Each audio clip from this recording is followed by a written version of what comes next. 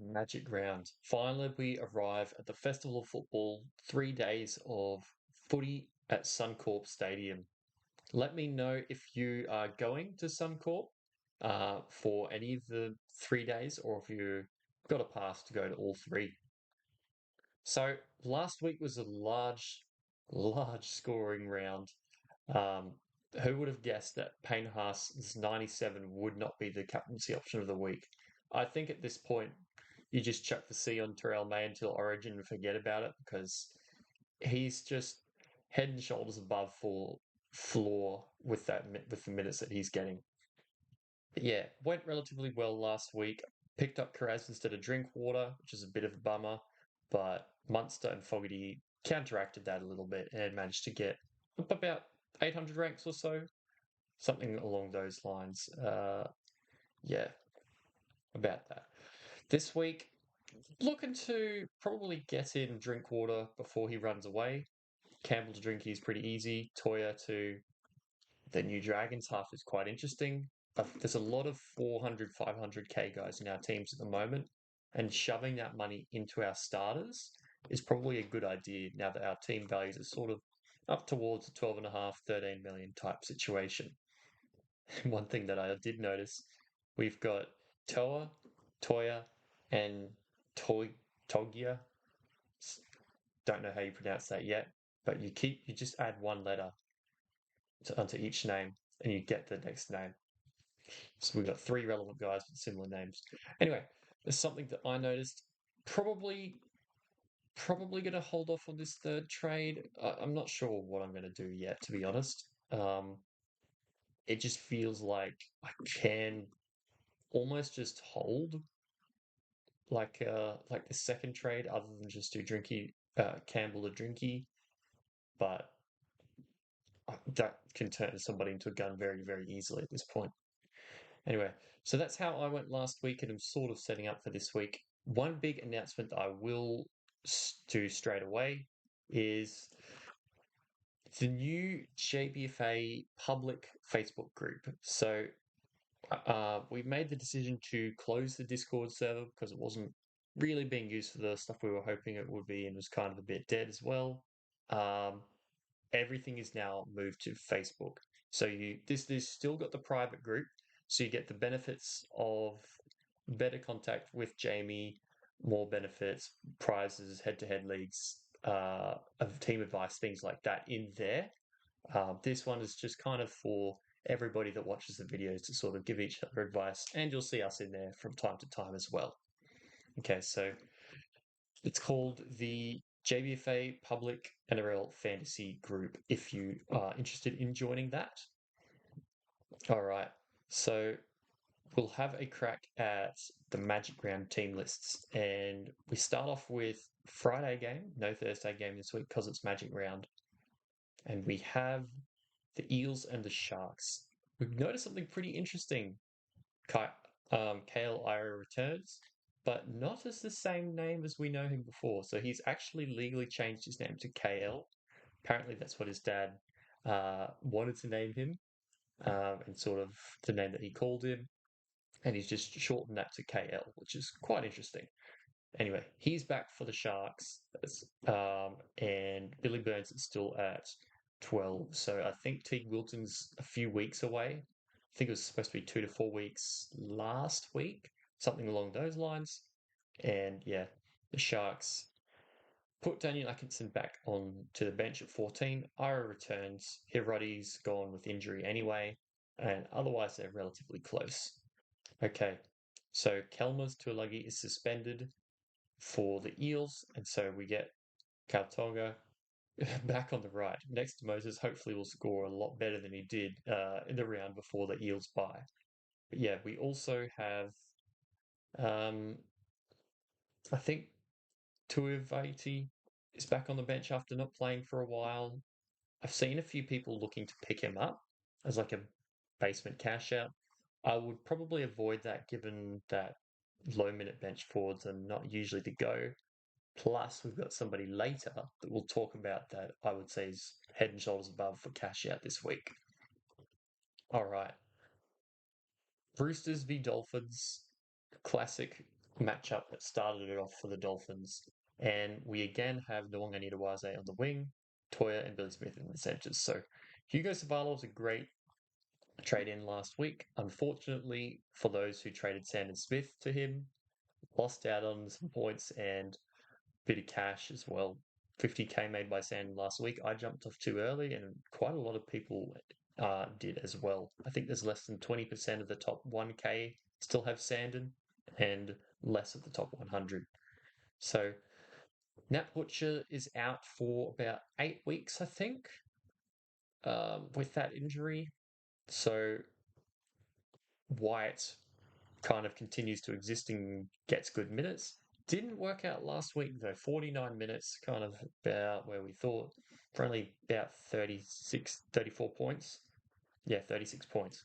So he's one to watch. I think with his duel and with the Roosters schedule, you at least want to keep him for that first bye, possibly the whole way through. I'm not sure, until the end of Origin.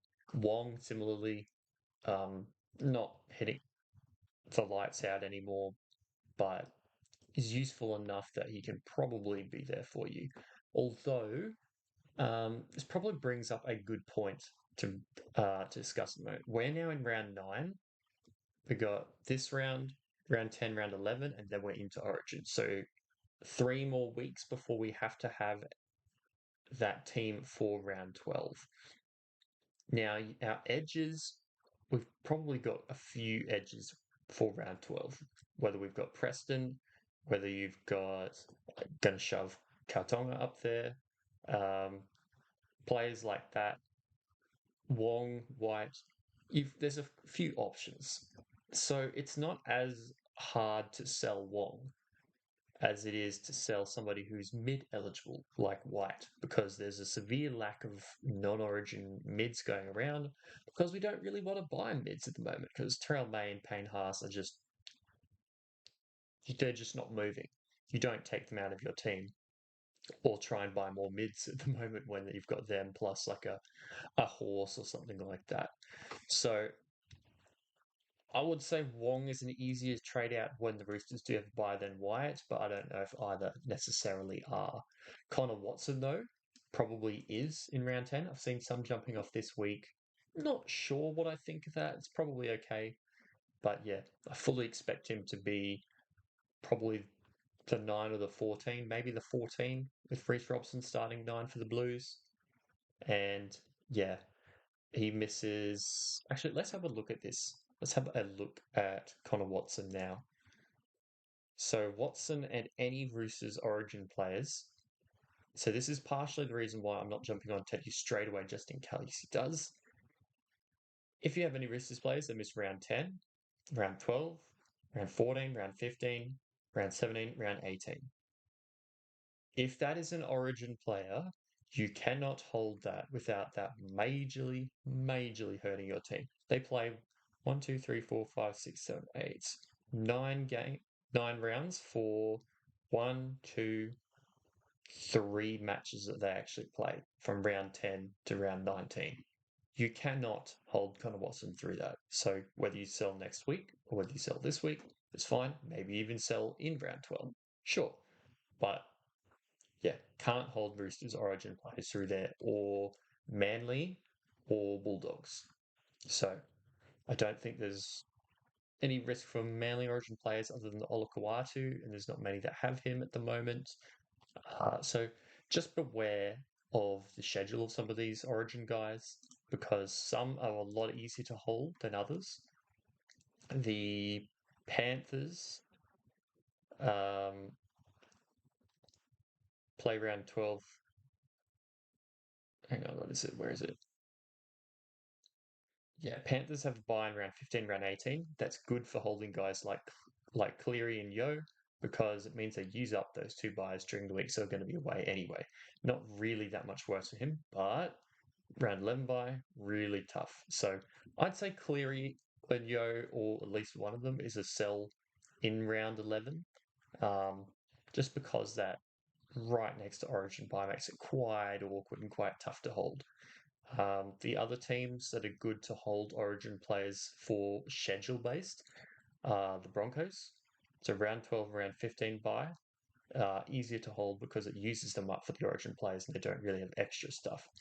And the Storm are also good. Round 12, round 15. You have, I think there's a one more. The Warriors, kind of, but I mean, probably not owning Mitch Barnett. Uh, and the Eels, yeah, bit, yeah, probably not Hopgood anymore. And so, yeah, mostly just the Storm, the Broncos, and the Panthers are the relevant teams at the moment with good players that you want to hold or sell. I'd say Storm probably sell with like Munster, but yeah, ma- I think it makes it easier to hold somebody like Payne Haas, considering he's basically a captaincy option. Let's just look at Terrell May as well.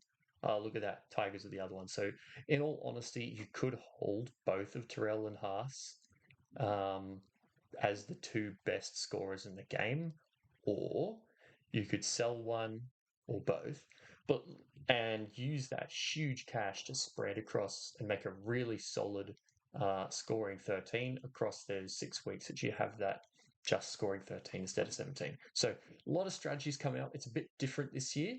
We haven't really seen it play out yet because it's the first time with starting 13 in both the major and the minor.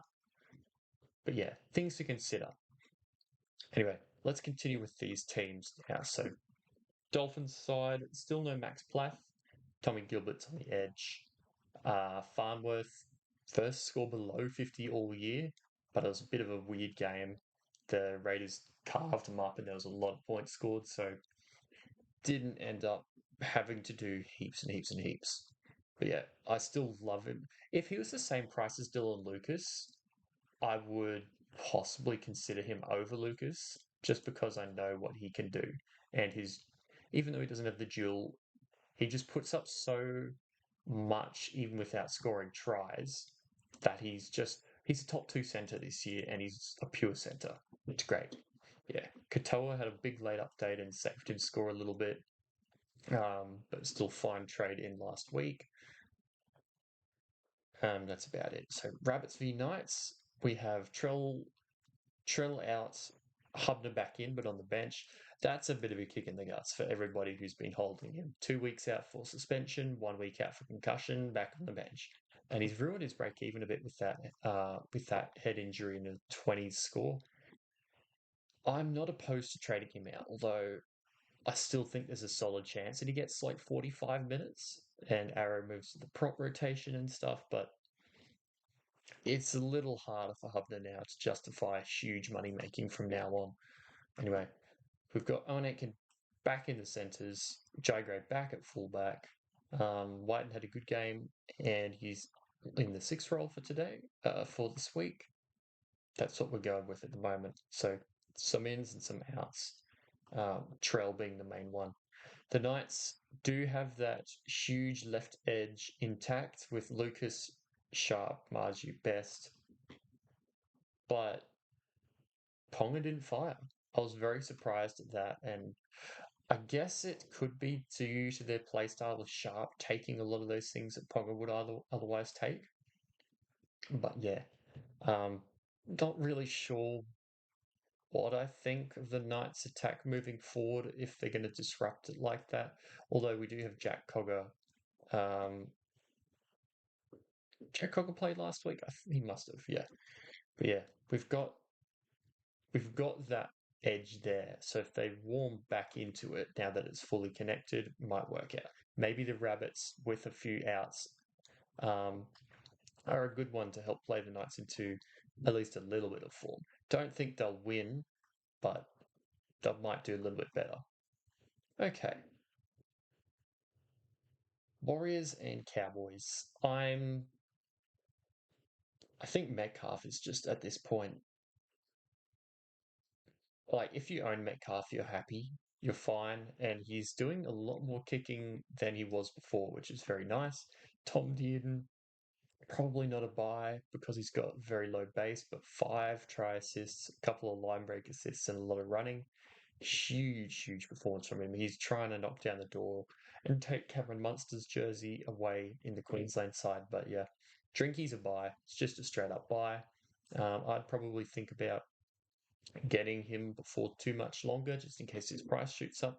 So I made a point of not buying Drinkwater last week because of one thing, and that was, oh, they're using him differently, and he's not getting any run meters. And yeah, I should have looked at that round six, hey. Yeah, he's doing the job. He's kicking a bit, running a fair bit, tackle breaking a bit, few assists, few goals. Like that's the stat sheet you want to see. He's just a guy that you want kicking goals. Last year averaged 50 without them, and after a bit of a slow start with the running and stuff, he's now in full flight.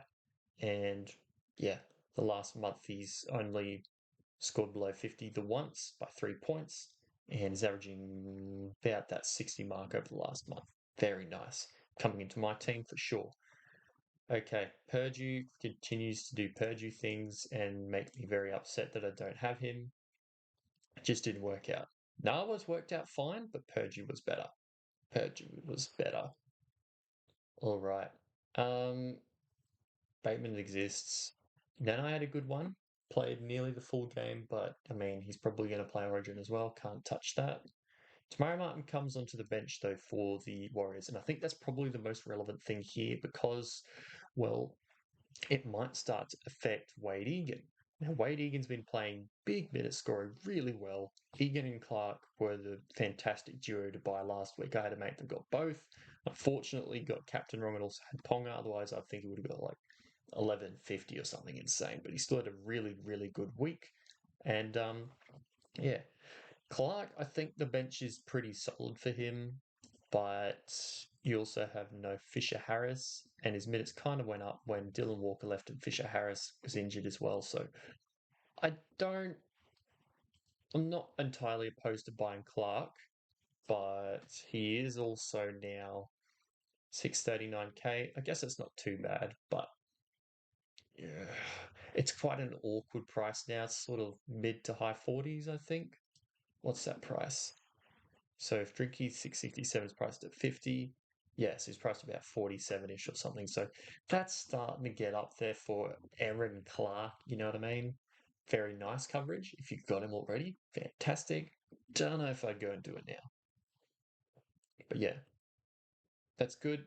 What else? Not a lot on this side. Robert Derby had a really big game, but he's also one of those wingers will just sometimes have a huge game, score 70 points with a hat trick. I still do not know where Braden Burns has gone. Where is Braden Burns? I think he's out for a while. He's been out for a long time with this hamstring injury, but I can't find any info on him. Maybe I haven't looked hard enough. Don't know the timeline for that.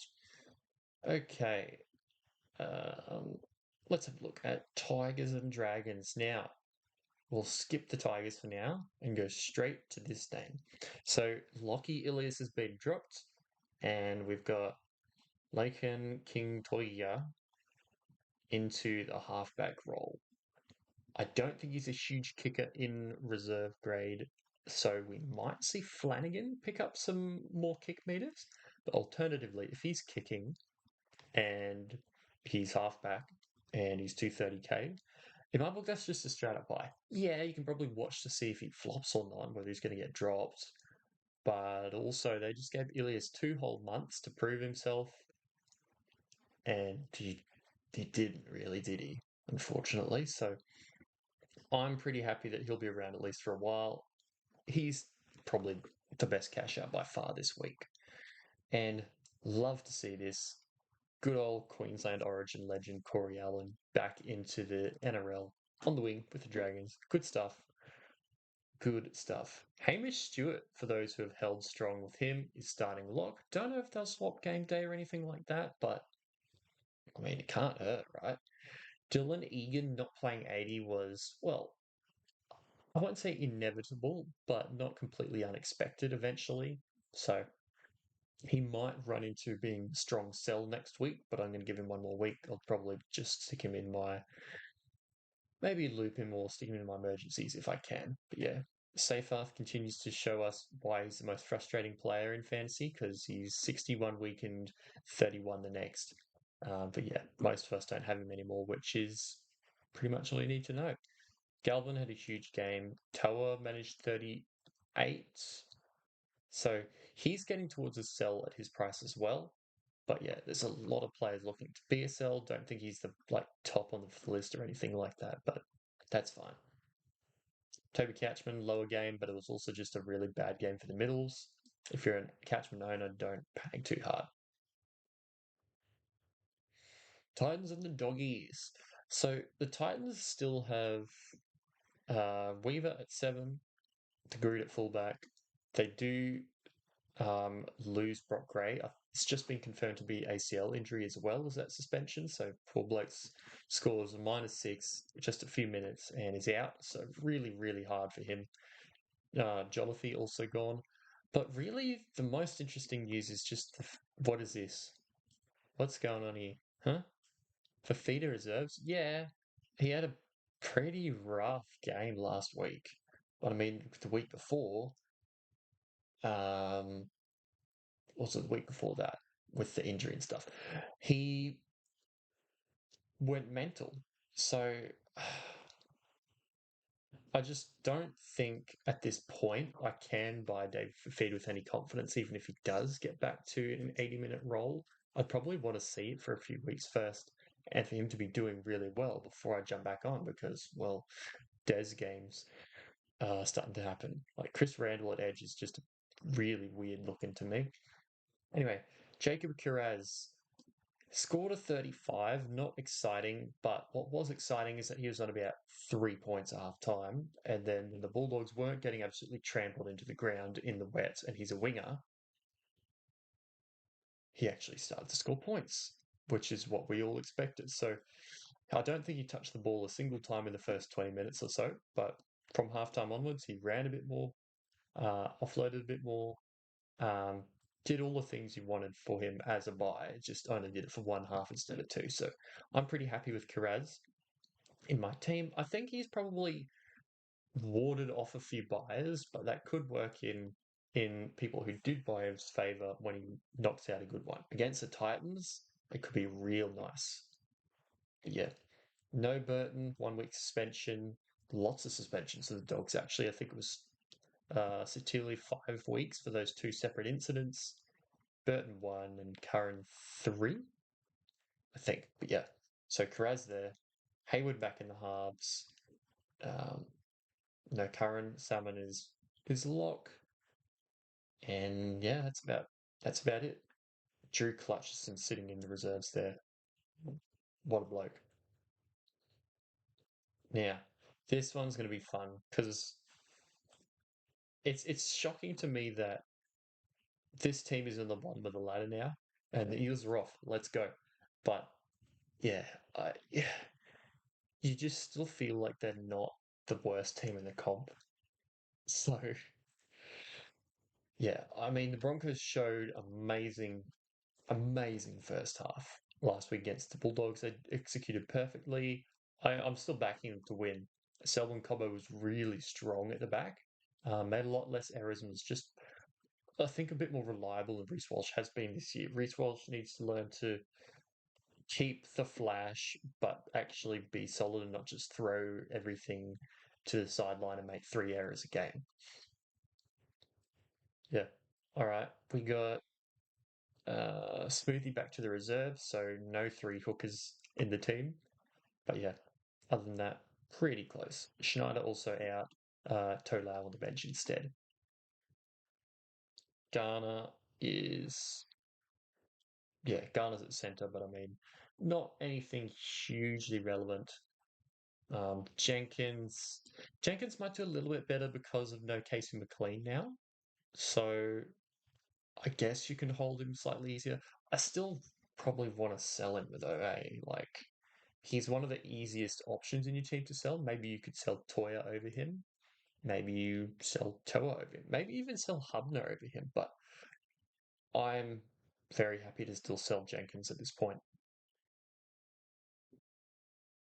Okay, so we have Storm v Raiders to round us out, and not a lot changing. Not really much changing at all. Um, I think I think Matty Nicholson is just the edge now. Hosking and Smithies played 35 and 45 and rounded out the lock position.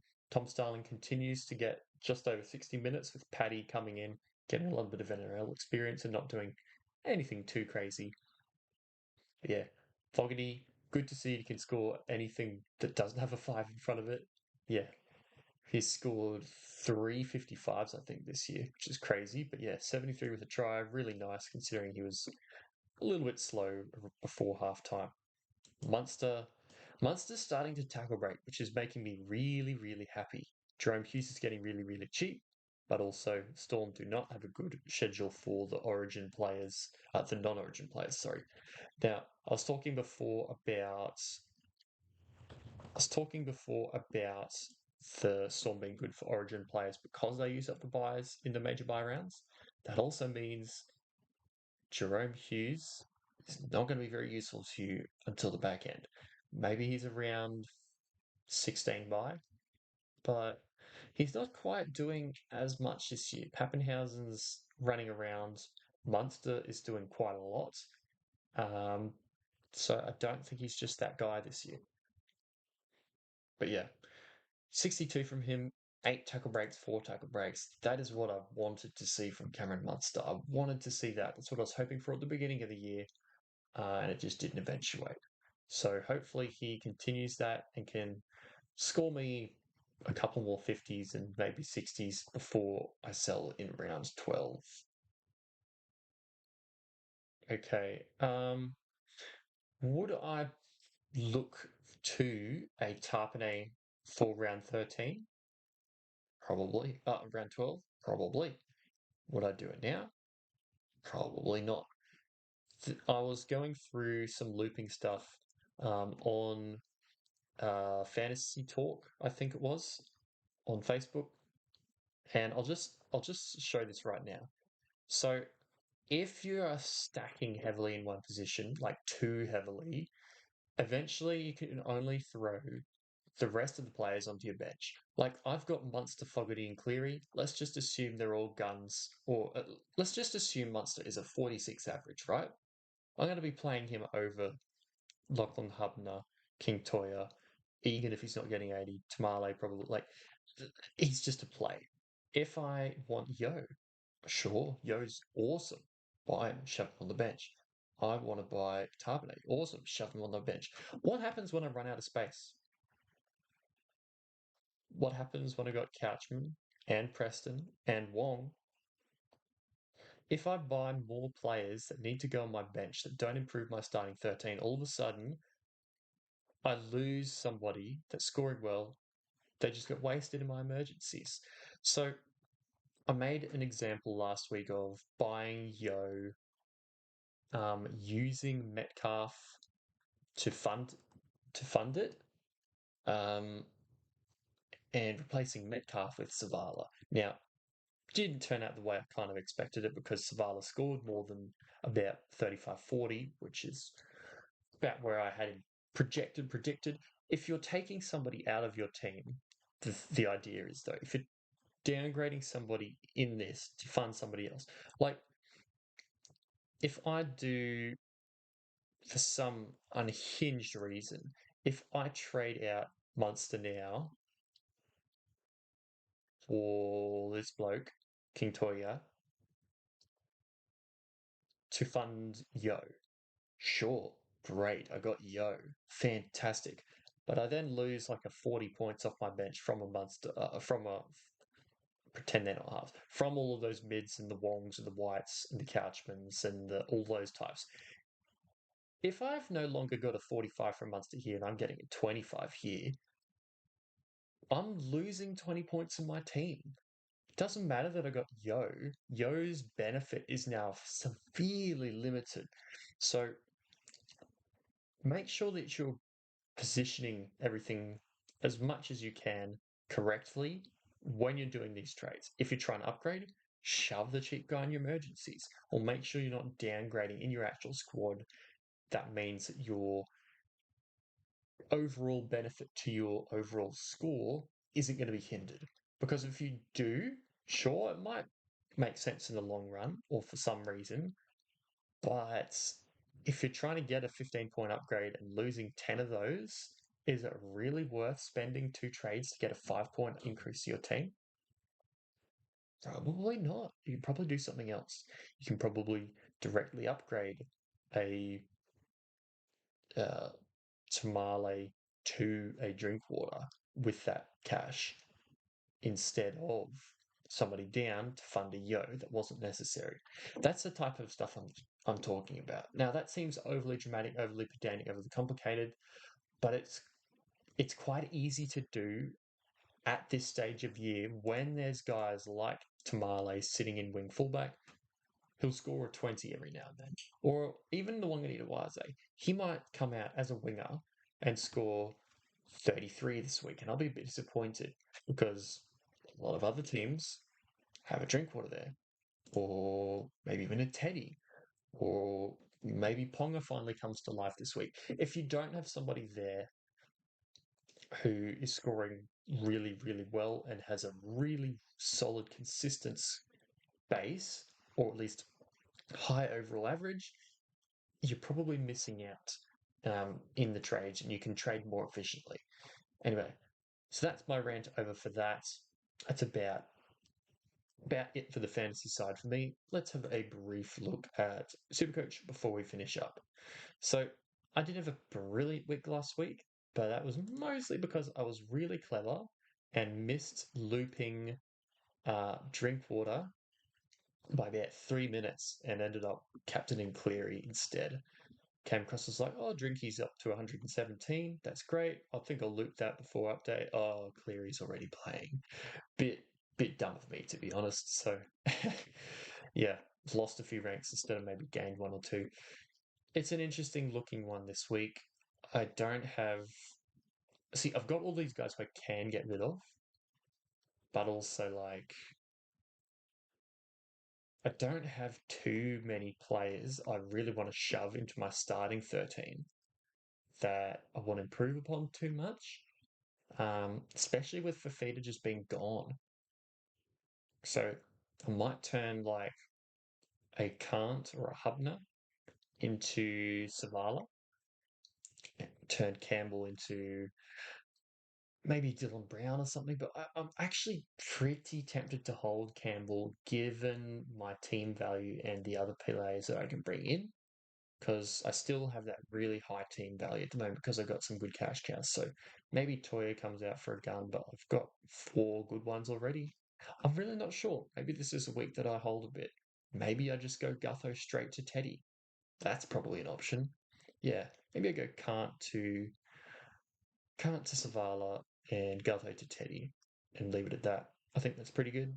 Let's see what the Clever Clogs people are doing. Savala in, blah, blah, blah, blah, blah. A lot of people trading Pong in. It's interesting. But yeah, I'm probably going to go for Teddy, I think. I think it's a good time of year to own Teddy. Um, if he misses Origin, I'm going to want him anyway. And Gutho is losing most of the cash that he's made for us. So yeah, I think I'll do that, and I'll go with that. That's pretty much all for today. Podcasters League still going well, slowly moving up there, up to ninth, catching Jamie a little bit, but yeah, some Echo Chamber members up the top, which is good to see. Some JB Fame members up the top, which is also great. There's some good scores all around this week. I think the best one was, yeah, Talking League, 1134. I've seen a couple 1100s this week, which is pretty rare. So well done to those. Top 100, a few top thousands, and a lot of people battling out for this last little bit. So keen to see it move forward as we go into the origin period and how people navigate it differently.